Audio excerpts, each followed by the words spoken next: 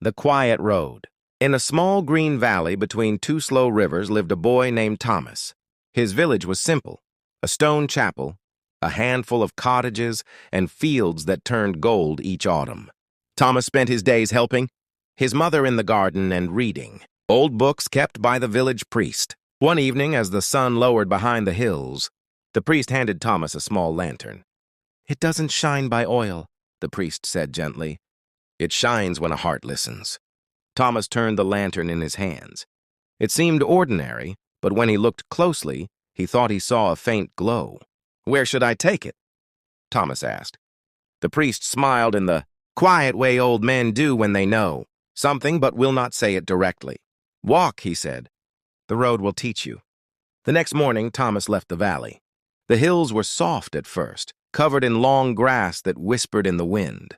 But as he walked farther, the land grew rougher and the sky wider. Sometimes he felt brave. Sometimes he felt very small. One night, when fear pressed against him like the dark itself, he lit the lantern.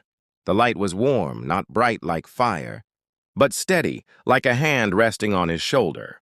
And somehow he knew he was not alone. Days later, he reached a forest where the trees were tall and twisted with age. In the shadows, he met a weary traveler named Elias. Elias had once been strong and proud, but disappointment had bent his shoulders. "Where are you going, boy?" Elias asked. "I don't know," Thomas said honestly. "I'm walking until I understand something." Elias laughed softly.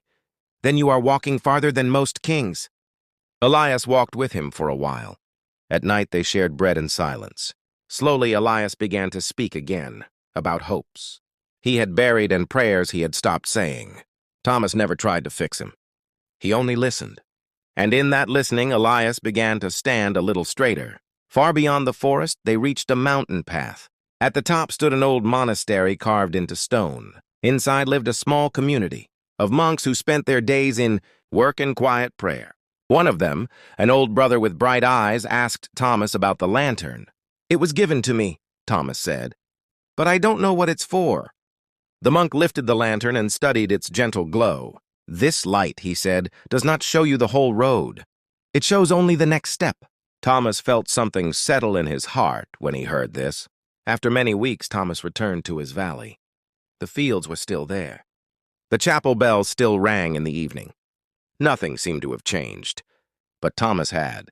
The priest saw the lantern glowing softly and asked, "What did you learn on the road?"